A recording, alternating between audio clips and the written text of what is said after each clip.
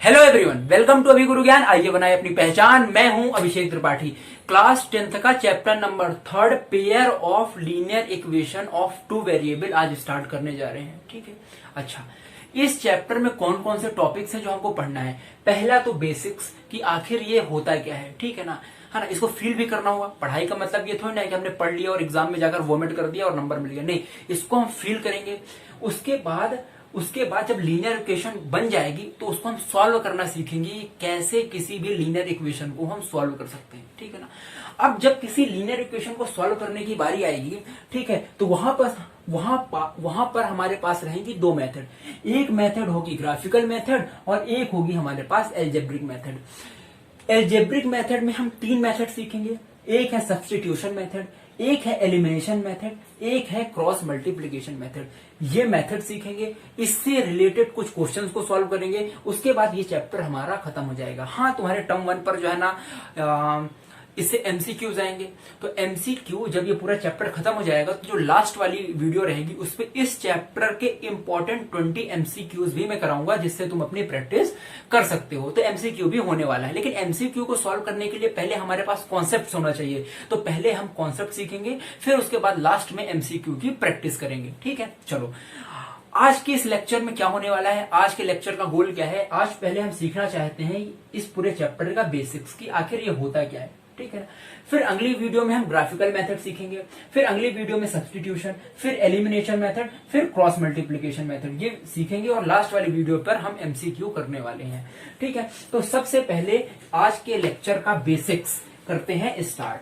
तो ये linear equation of two variable होता क्या है, इसको समझने से पहले हम ये जानते हैं कि कांस्टेंट क्या होता है, वेरिएबल क्या होता है। ये तो तुमने बचपन में ही पढ़ रखा है कि भैया जिसकी वैल्यू वेरी ना करे, है ना, जिसकी वैल्यू वेरी ना करे वो कांस्टेंट होता है, और जो वेरी कर जाए वो वेरिएबल होता है। जैसे कि X Y Z A B C, है ना, ये सारे क्या कहलाते हैं, वेरिएबल कहलाते हैं। कांस्टेंट जैसे 2 है, 500 है, ये सारे जो नंबर्स होते हैं ये सारे होते हैं कांस्टेंट, ठीक है ना। तो तुमको कांस्टेंट और वेरिएबल के बारे में नॉलेज है तो पहले ये समझो कि जब भी कांस्टेंट और वेरिएबल को तुम मिलाकर लिखते हो तब वो बन जाता है क्या, एक्सप्रेशन। क्या बन जाता है वो, एक्सप्रेशन। जैसे कि पेरीमीटर का फॉर्मूला होता है 2 इंटू एल प्लस बी।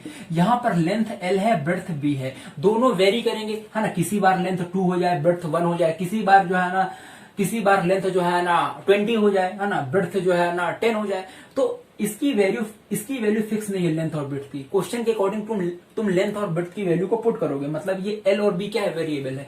लेकिन इसके साथ जो मल्टीप्लाई में है 2, ये क्या है, कांस्टेंट है। तो जब कांस्टेंट और वेरिएबल को आप मिलाकर लिखते हो तब बन जाता है आपका एक्सप्रेशन। क्या बन जाता है, एक्सप्रेशन। और एक ऐसा एक्सप्रेशन जिसमें वेरिएबल की पावर एक होल नंबर हो, एक ऐसा एक्सप्रेशन जिसमें वेरिएबल की जो पावर है, वेरिएबल की पावर क्या हो, होल नंबर हो। वेरिएबल की पावर यदि होल नंबर हो तो वो कहलाता है तुम्हारा पॉलिनोमियल। क्या कहलाता है, पॉलिनोमियल। अच्छा, जैसे फॉर एग्जांपल देखो 3x प्लस 5। देखो इसमें वेरिएबल x है तो वेरिएबल x की पावर क्या है, 1 है, एक होल नंबर है। तो ये तुम्हारा क्या बन गया, पॉलिनोमियल। तो उन एक्सप्रेशंस को हम पॉलिनोमियल बोलते हैं जिस पे वेरिएबल की पावर क्या होती है, होल नंबर होती है। फॉर एग्जांपल यहीं पर ऐसा लिखा होता 3√x प्लस 5। अब यहां पर x पे रूट है, मतलब x की पावर 1/2 प्लस 5। अब यहां पर वेरिएबल की पावर क्या है, एक फ्रैक्शन है, तो ये तुम्हारा पॉलिनोमियल नहीं होगा। पॉलिनोमियल होने के लिए कंडीशन ये है कि वेरिएबल की पावर क्या होना चाहिए, होल नंबर। तो यहां तक हम पहुंचे, कांस्टेंट वेरिएबल को मिलाया, हमको एक्सप्रेशन मिला। ऐसा एक्सप्रेशन जिसमें वेरिएबल की पावर एक होल नंबर हो वो कहलाता है पॉलिनोमियल। अगर पॉलिनोमियल पर हम इक्वल टू का साइन भी लगा दें, मतलब कुछ लेफ्ट हैंड साइड और राइट हैंड साइड भी आ जाए, है ना, इक्वल टू का भी साइन आ जाए कि 3x प्लस 5 इक्वल टू, मान लो कोई एक आ रहा है, मान लो क्या आ रहा है, 7 लिखा हुआ है, ठीक है ना। हालांकि ये 5 ट्रांसपोर्ट होकर उधर चला जाएगा, लेकिन थोड़ी देर के लिए समझो, एक ऐसा पॉलिनोमियल जिसमें इक्वल टू का साइन लगा हुआ है तो वो बन जाता है क्या, इक्वेशन। क्या बन जाता है वो, इक्वेशन। तो हमारे चैप्टर का नाम क्या है, pair of linear equations of two variable. तो तुमको समझ में आ गया कि इक्वेशन क्या होता है, ठीक है ना। तुमको ये भी समझ में आ गया कि वेरिएबल क्या होता है, जिसकी वैल्यू क्या होती है, वेरी होती है ना, जिसकी वैल्यू फिक्स नहीं होती है यार, जिसकी वैल्यू क्या होती रहती है, वेरी होती रहती है, उसको हम क्या बोलते हैं, वेरिएबल। अच्छा, ये बातें तुमने समझ में आ गई। अब इक्वेशन तक हम समझ चुके हैं, ठीक है ना। लेकिन यहां पर पेयर मतलब दो इक्वेशंस को हम डील करने वाले हैं, पेयर ऑफ लीनियर इक्वेशंस। अब ये लीनियर इक्वेशन क्या होती है, अब ये भी समझना होगा कि लीनियर इक्वेशन क्या होती है। इक्वेशन तक तो हम पहुंच गए कि इक्वेशन क्या होता है। उसके बाद ऐसी इक्वेशन जिसकी डिग्री क्या हो, जिसकी डिग्री 1 हो, उसको क्या कहते हैं, उसको हम क्या कहते हैं, लीनियर इक्वेशन। क्या बोलते हैं, लीनियर इक्वेशन। तो ऐसी इक्वेशन जिसकी डिग्री 1 हो। अच्छा, डिग्री क्या होता है, वेरिएबल की हाईएस्ट पावर, वेरिएबल की हाईएस्ट पावर को हम क्या बोलते हैं, डिग्री बोलते हैं। तो ऐसा इक्वेशन जिसकी डिग्री 1 हो, उसको हम क्या बोलते हैं, लीनियर इक्वेशन। तो बेसिकली इस पूरे चैप्टर में तुम ऐसे इक्वेशन से डील करने वाले हो, जिनकी डिग्री क्या रहने वाली है, 1 रहने वाली है, हाईएस्ट पावर क्या रहने वाली है, 1 रहने वाली है। ये बात तुमको समझ में आ गई। अच्छा, जिसकी डिग्री 2 होती है उसको क्या बोलते हैं, तो जिसकी डिग्री 2 होती है उसको हम बोलते हैं क्वाड्रेटिक इक्वेशन। जिसकी डिग्री क्या होती है, 3 होती है, उसको हम बोलते हैं क्यूबिक इक्वेशन। जिसकी डिग्री 4 होती है उसको हम बोलते हैं बाई क्वाड्रेटिक इक्वेशन, है ना। हालांकि हमको क्वाड्रेटिक इक्वेशन हम डील करेंगे चैप्टर नंबर 4 में। अभी फिलहाल चैप्टर नंबर 3 पर हम डील करने वाले हैं किससे, लीनियर इक्वेशन से। अच्छा, जो चैप्टर का नाम था उसकी सारी टर्म हमको क्लियर हो चुकी है। अब सबको कंबाइन करके फिल करने की कोशिश करते हैं कि आखिर इस चैप्टर में हम पढ़ने क्या वाले हैं। तो इसमें हम पढ़ने वाले हैं pair of linear equation of two variable. तो हमारे पास ऐसी दो लीनियर इक्वेशन होगी, जो किससे मिलकर बनी होंगी, दो वेरिएबल से मिलकर बनी होंगी, है ना। उस इक्वेशन में कितने वेरिएबल होंगे, 2 वेरिएबल होंगे। इतनी बात समझ में आ गई। तो एक्चुअल में एक लीनियर इक्वेशन 2 वेरिएबल की जो होती है, एक लीनियर इक्वेशन 2 वेरिएबल की होती है, उसका जनरल फॉर्म क्या होता है, किस फॉर्म में मिलेगी तुमको, उसका जनरल फॉर्म क्या होता है, जनरल फॉर्म होगा ax plus by plus c equal to 0। ये एक जनरल फॉर्म है। इस फॉर्म में हमको इक्वेशन देखने को मिलेगी। किस फॉर्म में, ax plus by plus c equal to 0। देखो, इसमें वेरिएबल की हाईएस्ट पावर क्या है, 1 है, मतलब ये एक लीनियर है। इक्वल टू लगा हुआ है, मतलब इक्वेशन है, लीनियर इक्वेशन। और यहाँ पर वेरी करने वाले भक्त कितने हैं, वेरी करने वाले भक्त यहाँ पर 2 हैं, इसलिए ये बन गई लीनियर इक्वेशन ऑफ 2 वेरिएबल। अच्छा, लीनियर इक्वेशन ऑफ 2 वेरिएबल होने की एक शर्त है कि a and b both can not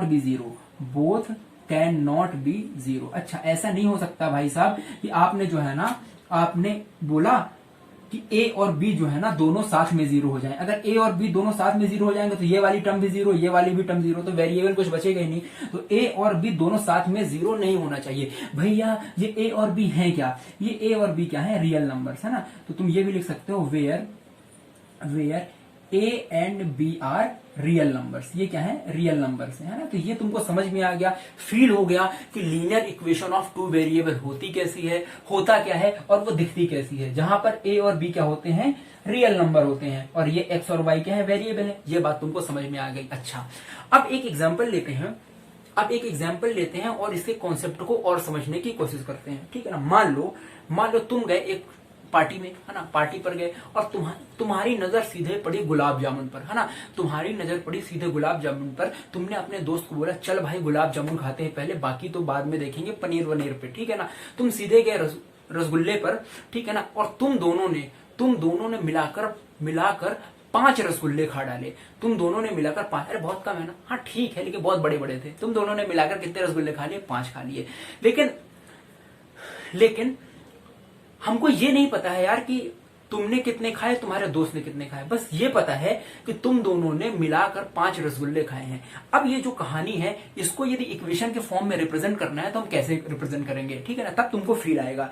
देखो, तुमको ये पता है कि तुम दोनों ने मिलाकर कितने रसगुल्ले खाए हो, 5 रसगुल्ले खाए हो। तो मान लो तुमने कितने रसगुल्ले खाए, x रसगुल्ले खाए, और तुम्हारे दोस्त ने कितने रसगुल्ले खाए, y रसगुल्ला खाया, और दोनों ने मिलाकर कितने रसगुल्ले खाए, 5 रसगुल्ले खाए। तो ये जो है ना, तुम्हारी कहानी को इक्वेशन में हमने रिप्रेजेंट कर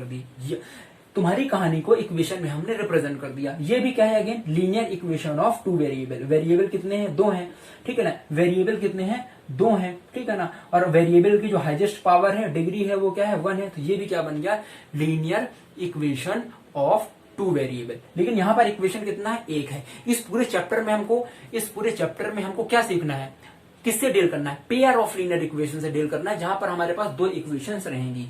ये बात तुमको समझ में आई? अच्छा, ये एग्जांपल ऐसा खास क्यों है? इससे क्या समझने वाले हैं?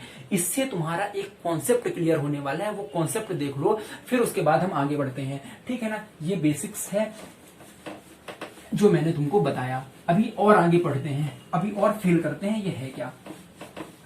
देखो, जो हमारा इक्वेशन था हमने बहुत प्यार से बनाया था। अरे कौन सा वाला इक्वेशन? रसगुल्ले वाला इक्वेशन, है ना। हाँ, रसगुल्ले वाला इक्वेशन। तो रसगुल्ले वाला इक्वेशन क्या है? x plus y equal to 5। ये एक लीनियर इक्वेशन है। अब इसके सॉल्यूशन की बात करते हैं कि सॉल्यूशन ऑफ लीनियर इक्वेशन क्या होता है। क्या सॉल्यूशन ऑफ लीनियर इक्वेशन क्या होता है, इसको समझने की कोशिश करते हैं। Solution of linear equation. अच्छा, लीनियर इक्वेशन एक्चुअल में जो लीनियर इक्वेशन का सॉल्यूशन होता है, इस कौन सा लीनियर इक्वेशन? दो वेरिएबल को, ऑब्वियस सी बात है, जब मैं लीनियर इक्वेशन बोलूंगा इस चैप्टर में तो दो वेरिएबल के लीनियर इक्वेशन से हम डील करने वाले हैं, यहां पर दिख भी रहा है।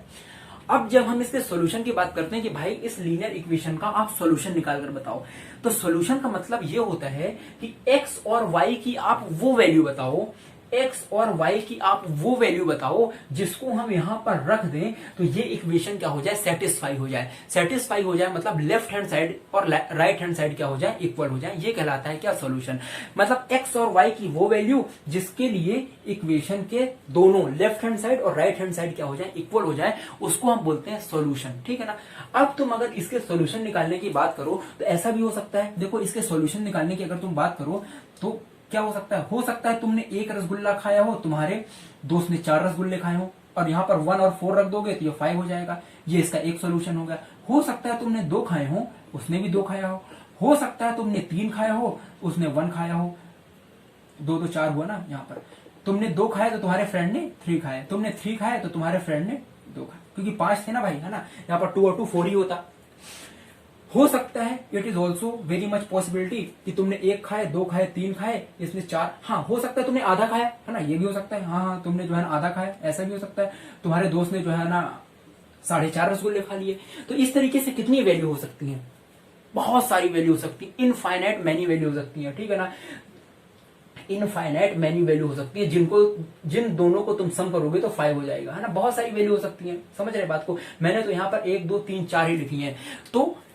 तो अगर तुम्हारे पास लीनियर इक्वेशन ऑफ 2 वेरिएबल का एक इक्वेशन दिया हुआ है ना, अगर तुम्हारे पास इक्वेशन कितना है? 1 है, तो उससे कितने सॉल्यूशन हो सकते हैं? इनफाइनाइट मैनी सॉल्यूशन हो सकते हैं। मतलब एक्स और वाई की ऐसी इनफाइनाइट वैल्यू हो सकती है जिसको कि तुम इस इक्वेशन पर रख दोगे तो ये इक्वेशन क्या हो जाएगा? सेटिस्फाई हो जाएगा। इससे एक कंक्लूजन निकलता है कि लीनियर इक्वेशन ऑफ 2 वेरिएबल, एक लीनियर इक्वेशन की बात कर रहे हैं। A linear equation of 2 variable has infinite number of solution. कितने सोल्यूशन होंगे उसके? इनफाइनाइट नंबर ऑफ सोल्यूशन होंगे। लेकिन किसके? केवल एक लीनियर इक्वेशन के। अभी हम चैप्टर पर नहीं आए हैं जो कि क्या है? Pair of linear equation. हम ये 2 इक्वेशन की बात नहीं कर रहे हैं, हम केवल एक इक्वेशन की बात कर रहे हैं। तो यहां पर तुम लिख सकते हो a linear equation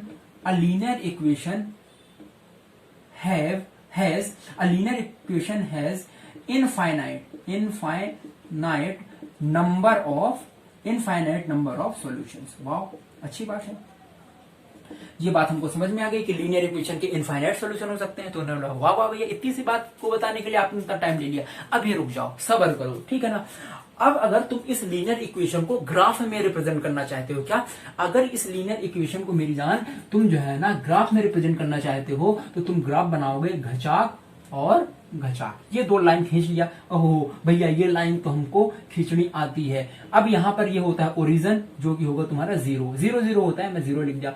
1 2 3 4 5 6 7 8, यहाँ 6 मत लिखना, -1 -2 -3 -4। Wow, 1 2 3 4 1 2 3 4 1 2 3 4 1 2 3 4। You know very well this is our x axis and this is our y axis, ये हमको पता है। अब इस लीनियर इक्वेशन को हम ग्राफ पर शो करना चाहते हैं, ठीक है ना। चलो करते हैं। पहला सॉल्यूशन क्या है? जब x 1 है तो y 4 है। तो जब x 1 है तो भाई साहब y कितना है? जब x1 है तो y हमारा 4 है, तो ये मिल गया x1 तो y 4।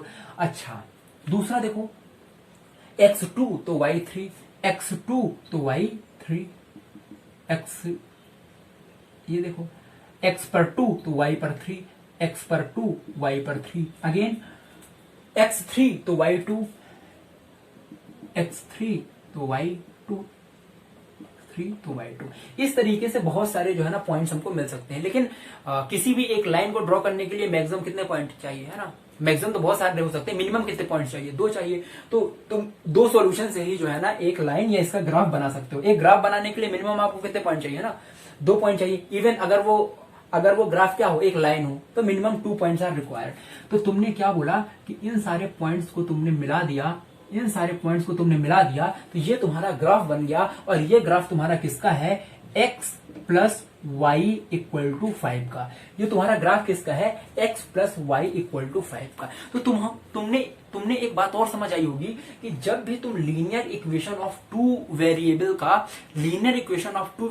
ग्राफिकल रिप्रेजेंटेशन करते हो, उसको ग्राफ में रिप्रेजेंट करते हो, तो वो तुमको क्या मिलती है, एक स्ट्रेट लाइन मिलती है। क्या मिलती है, स्ट्रेट लाइन। तो यहां पर एक पॉइंट तुम और लिख सकते हो कि या ऐसे भी लिख सकते हो, द ग्राफिकल रिप्रेजेंटेशन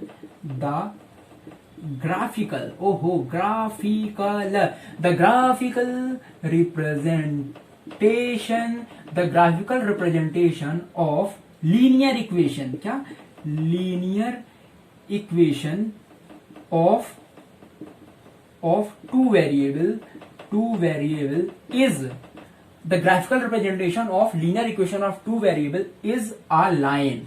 वो एक क्या है, लाइन है। वाह वाह वाह, ये बात भी तुमने समझ में आई। ये कॉन्सेप्ट्स हैं, है ना। अगर तुम्हारे कॉन्सेप्ट्स क्लियर होंगे तो चैप्टर तो तुम उड़ा दोगे। देखो अब एमसीक्यू बनने वाले हैं यार, है ना। अब तुम्हारे चैप्टर से एमसीक्यू आने वाले हैं, तो तुमको गहराई से नॉलेज चाहिए, है ना, ताकि कुछ भी वो पूछे तुम उसका आंसर क्या करो, आसानी से दे पाओ, पेपर को फोड़ दो। समझ रहे बात को। तो हर एक पॉइंट को हमको ध्यान से समझना होगा। वाह, ठीक है, ये बात समझ में आई। अब एक पॉइंट और समझते हैं। इस ग्राफ पर जो कि एक लाइन है, जितने भी पॉइंट होंगे, हर एक पॉइंट इस इक्वेशन का सॉल्यूशन होगा। हर एक पॉइंट इस इक्वेशन का क्या होने वाला है, सॉल्यूशन होने वाला है ना। हर एक पॉइंट इसका सॉल्यूशन होने वाला है। अब एक लाइन पर कितने पॉइंट होते हैं, इनफाइनाइट पॉइंट होते हैं। तो वो तो मैंने तुमको पहले लिखवा दिया है कि इसके सॉल्यूशन कितने होने वाले हैं, इनफाइनाइट होने वाले हैं। अरे जितने पॉइंट उतने सॉल्यूशन। मैंने बताया ना कि every point of this line is a solution of this equation. ये बात भी तुमको समझ में आई, ठीक है ना। ये भी बात तुमको समझ में आई, तो ये भी तुम लिख सकते हो कि every point of line is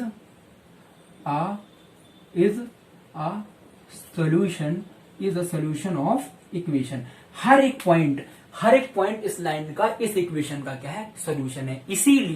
इसीलिए जो linear equation of two variable है, इसके इनफाइनाइट मेनी सॉल्यूशंस है। यहां पर इनफाइनाइट मेनी वैल्यू हो जाएंगी। यहां से भी तुमने देख लिया, एनालिटिकल वे में भी तुमने देख लिया, और ग्राफिकल वे में भी तुमने देख लिया कि इस लाइन पर इनफाइनाइट पॉइंट्स हैं। इसलिए एक linear equation of two variable के इनफाइनाइट मेनी सॉल्यूशंस होते हैं, ठीक है ना।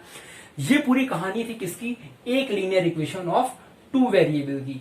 अब हम जो है ना चैप्टर पर घुसेंगे, जहां पर हम सीखेंगे पेयर ऑफ लीनियर इक्वेशन। अब क्या सीखेंगे हम, पेयर ऑफ लीनियर इक्वेशन, ठीक है ना। अच्छा, पेयर ऑफ लीनियर इक्वेशन पर हम क्या सीखने वाले हैं यार, वहां पर हमारे पास कितने इक्वेशन होंगे, 2 इक्वेशन होंगे। कितने इक्वेशन होंगे, 2 इक्वेशन होंगे, ठीक है। तो अगला हेडिंग जो तुम्हारा है वो है पेयर ऑफ लीनियर इक्वेशन। मान लो तुम्हारे पास 2 इक्वेशन है। पहली इक्वेशन है a1x plus b1y plus c1 equal to 0। दूसरी इक्वेशन है a2x प्लस b2, अरे b2 नहीं यार, b2y plus c2 equal to 0। वाह, 2 इक्वेशन है। अच्छा, 2 इक्वेशन है। यहां पर कंडीशन क्या है, अगर तुम्हारे पास पेयर ऑफ लीनियर इक्वेशन है तो a1 का स्क्वायर प्लस b1 का स्क्वायर 0 नहीं होना चाहिए। ये कंडीशन है ना।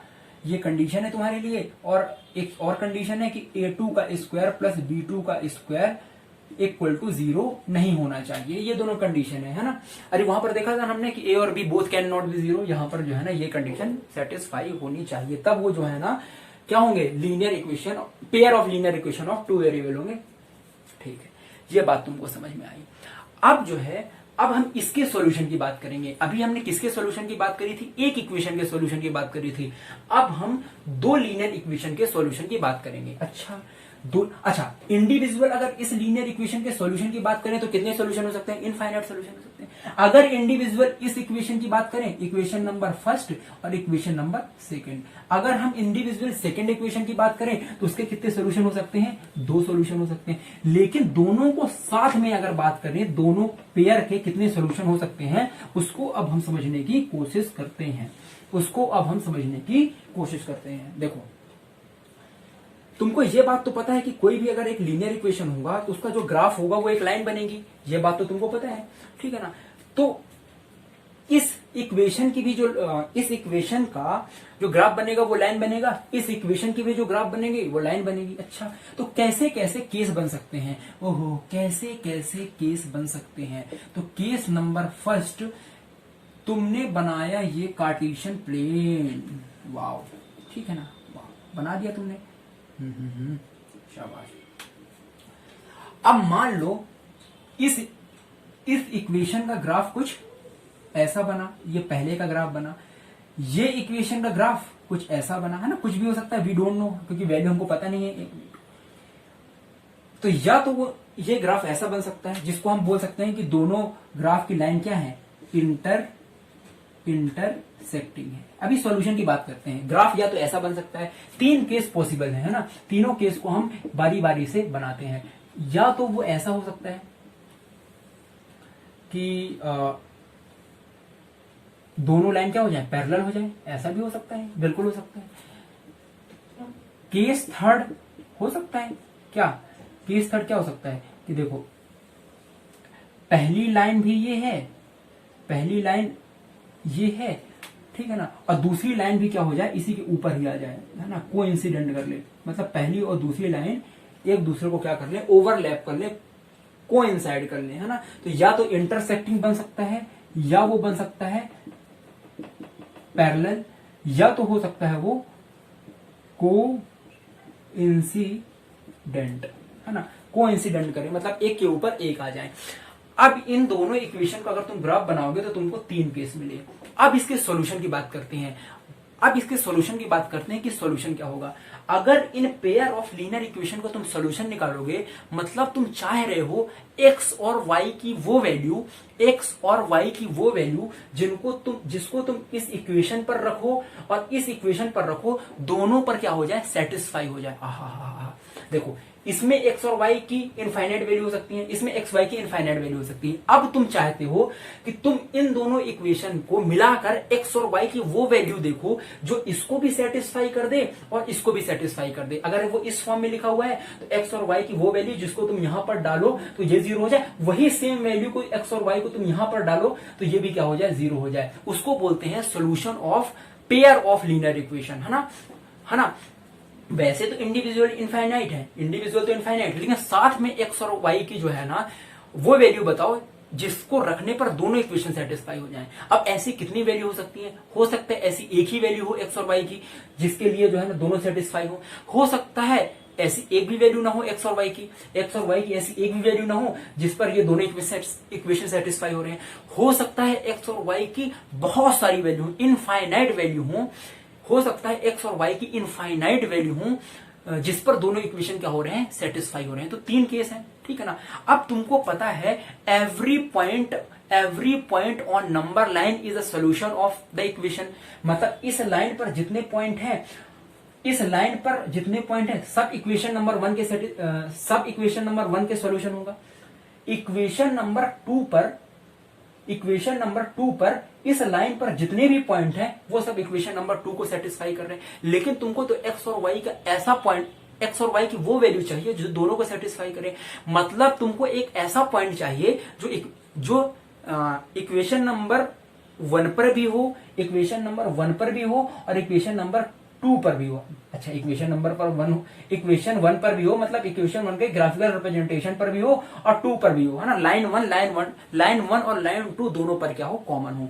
मतलब तुमको कॉमन पॉइंट चाहिए दोनों लाइन का, जो कि इसका क्या होने वाला है, सोल्यूशन होने वाला है। तो यहां पर अगर तुम देखो तो कितने कॉमन पॉइंट है तुम्हारे पास, यहां पर अगर तुम देखो तो तुम्हारे पास कितने कॉमन पॉइंट है, केवल एक ही कॉमन पॉइंट है। इसका मतलब इस केस में अगर दो इक्वेशन का ग्राफिकल रिप्रेजेंटेशन इंटरसेक्टिंग हो रहा है, इसका मतलब इस केस पर सॉल्यूशन कितने होंगे, यूनिक सॉल्यूशन होंगे, क्योंकि कॉमन पॉइंट क्या है, केवल एक है, तो क्या होगा, यूनिक सॉल्यूशन होगा। क्या होगा, यूनिक सॉल्यूशन होगा, ठीक है ना। अब यहां पर देखो कितने कॉमन पॉइंट हैं, एक तो ये है और दो ये है, दोनों पैरेलल हैं यार, तो कितना भी आगे पीछे कर लो ये इंटरसेक्ट करने वाले नहीं है। अगर ये इंटरसेक्ट नहीं करेंगे तो दोनों का कॉमन पॉइंट नहीं मिलेगा, दोनों को कॉमन पॉइंट नहीं मिलेगा तो पेयर ऑफ लीनियर इक्वेशन का सॉल्यूशन नहीं मिलेगा।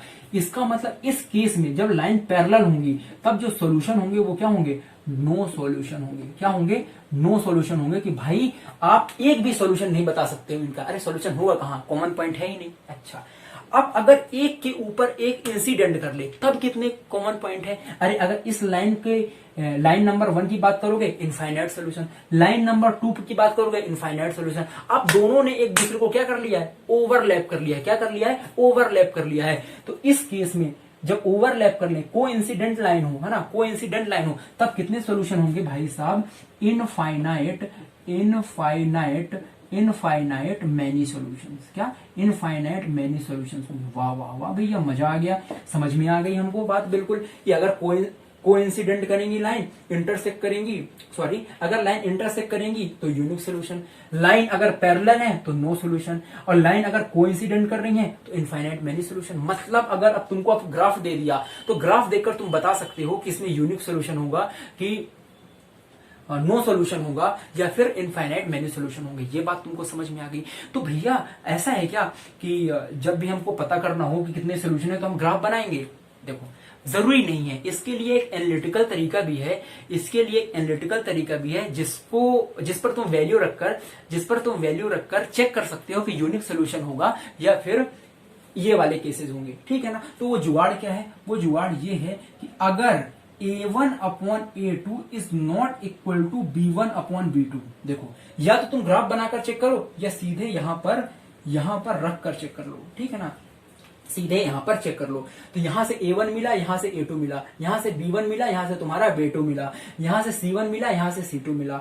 अगर A1/A2 is not equal to B1/B2 तो इस केस पर यूनिक सॉल्यूशन होगा, है ना। या तो तुम ग्राफ बनाकर चेक करो कि इंटरसेक्टिंग है, या तो यहां पर वैल्यू रखकर चेक कर लो कि इंटरसेक्टिंग है, ठीक है ना। एनालिटिकल वे है देखने का, A1/A2 equal to B1/B2 is not equal to C1/C2। यहां पर क्या हो गया, गंदा हो गया, छी B2। तो अगर ये केस सेटिस्फाई हो रहा है, क्या, अगर ये केस सेटिस्फाई हो रहा है कि A1/A2 equal to B1/B2 is not equal to C1/C2, इसका मतलब भाई साहब इसके कोई भी सोल्यूशन नहीं होंगे। इसका जो ग्राफिकल रिप्रेजेंटेशन बनेगा वो क्या बनेगा, पैरेलल लाइंस बनने वाला है। इसी तरीके से केस 3 पर अगर A1/A2 equal to B1/B2 equal to C1/C2, अगर जो है ना ये कुछ ऐसा आता है कि इन दोनों को डिवाइड करने पर तीनों क्या आते हैं, इक्वल आते हैं, इसका मतलब कितने सॉल्यूशन होने वाले हैं, इनफाइनाइट मेनी सॉल्यूशन होने वाले हैं। और अगर ये केस सेटिस्फाई हो रहा है इनफाइनाइट मेनी सॉल्यूशन होंगे। और तुमको पता है अगर किन्हीं भी पेयर ऑफ लीनियर इक्वेशन के इनफाइनाइट सॉल्यूशन है, इसका मतलब वो क्या करने वाले हैं, ओवरलैप करने वाले हैं। इतनी बातें तुमको बहुत अच्छे से समझ आ गई होंगी। उसके बाद दो टर्म यूज होती हैं, वो भी जो है ना एग्जाम में पूछ लिया जाता है कि कंसिस्टेंट इक्वेशंस किसको बोलते हैं, consistent pair of linear equation, क्या, consistent pair of linear equation and inconsistent pair of linear equation किसको बोलते हैं। तो ऐसी लीनियर इक्वेशन जिनका सॉल्यूशन निकालना पॉसिबल हो, ऐसी लीनियर इक्वेशन, ठीक है ना। मैं थोड़ा सा रफ करके बताने की कोशिश करता हूं। देखो ऐसी लीनियर इक्वेशंस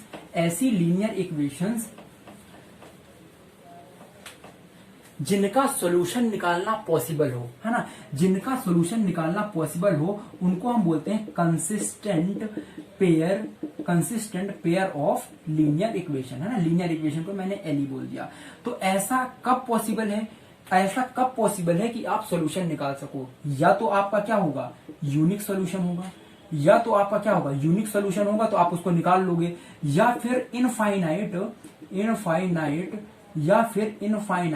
मैनी सोल्यूशन, है, तब उसका आप सोल्यूशन निकाल पाओगे। इस केस में तो सोल्यूशन है ही नहीं।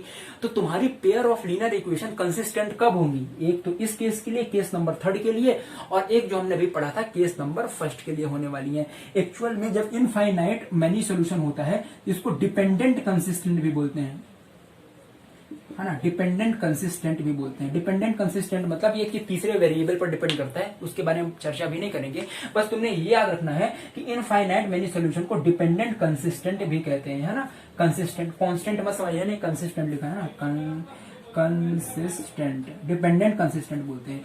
और अगर ऐसी इक्वेशन जिसका सोल्यूशन निकालना पॉसिबल ही ना हो, उसको हम बोलते हैं